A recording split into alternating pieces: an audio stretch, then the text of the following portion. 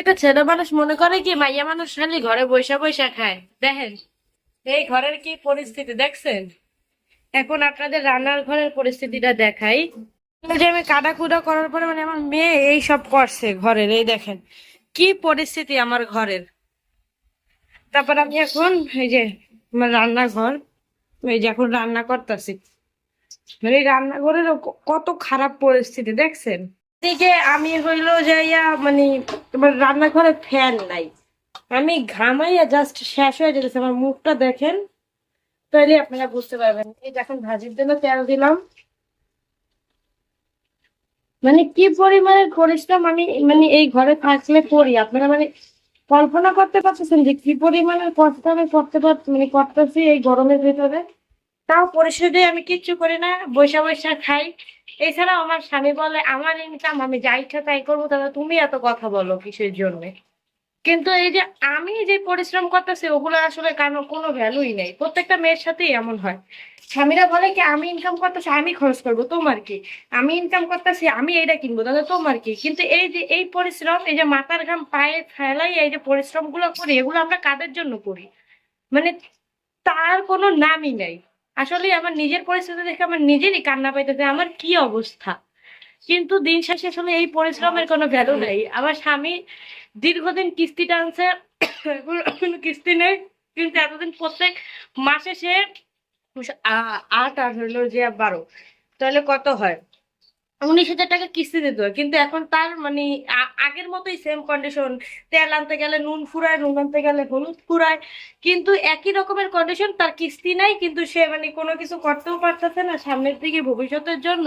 তার এখনো সেই আগের যেই অবস্থাটা ছিল সেই একই পরিস্থিতি। তার এখন তার টাকাও জমা নাই, মানে টাকা জমাও করতে পারতেছে না। কিন্তু সেই অভাব মানে এমন না যে কিস্তি শেষ হয়ে গেছে এখন আমরা অনেক স্বাচ্ছন্দ্য ভাবে চলতেছি, না, আগের মতোই টানা খেঁচড়া করতেছে। কিন্তু মানে পরিশেষে কি দাঁড়াইলো, আমার স্বামী পরিশ্রম করে অনেক আর আমি বউ ঘরে বৈশা বৈশা খাই। আমার খুব কষ্ট লাগে এখন এইসব ভাবলে। এই মাত্রই ভাবতেছিলাম মানে আমার অনেক দিন ধরে শখ বুঝলেন কক্সবাজার যাবো। তো ভাবতেছি কিভাবে যাওয়া যায় কিভাবে যাওয়া যায়। তো তখনই আমার এই কথা মনে পড়লো, এদিকে দেখেন হাঁড়ি পাতিল আছে এক গাদু, যে কিভাবে যাব। আমার তো এখনো অভাব আর অভাব, মানে তেল আনতে যা নুন ফুরায় তার আবার এত শখ আসে কিভাবে আমি এইটাই বুঝতে পারি না। কিন্তু আমি আসলে ভাবি আসলে একসময় হয়তো আমার কষ্ট শেষ হয়ে যাবে, কিন্তু না, এমন একটা পরিস্থিতি যে কিস্তি না থাকলে টাকাও ইনকাম হয় না। আজকে আমার হাজবেন্ড তেল শেষ হয়ে গেছে, ১০০ টাকার মার কাছ থেকে ধার করে না তেল আনছে। আর মানে ৫ টাকা মানে যাই শুনে ১০৫ টাকা তেলের দাম, পরে ৫ টাকা দোকানে বাকি করছে, এই দেখে আমার কাছে ৫ টাকা ছিল আমি দিয়ে দিছি। মানে এই একটা পরিস্থিতি আমার আমার মানে মাঝে মাঝে মনে চাই কি চিৎকার মাইরা আমি কান্না করি। আর কত সহ্য করা যায় একটা মানুষ, আর কত সহ্য করতে পারে। আমার মনে মানুষ আমি যদি কিছু বল মনে তো কোনো কিছু বইলে লাভই নেই। ওরে যদি এ বলি ও ডি বুঝবে, ওরে যদি ডি বলি ও যা বুঝবে যে, তাহলে এই মানুষের সাথে আমি কি বা বলতে পারি। খুব খারাপই লাগে। দেখেন আমার কি পরিস্থিতি আপনারা নিজের চোখেই দেখেন, আর এদিকে বাচ্চারা সামলানো আরো কষ্টকর। ফাইনালি আমার সমস্ত কাজ শেষ।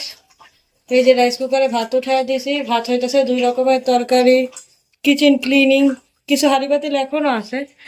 তাও মানে বাঁচার জন্য যতটুকু করা সম্ভব অতটুকু শেষ। আর এই কাজ করতে করতে এই যে আমার অবস্থা, ঘর বেডরুমও গুছিয়ে ফেলাইছি পুরাটা।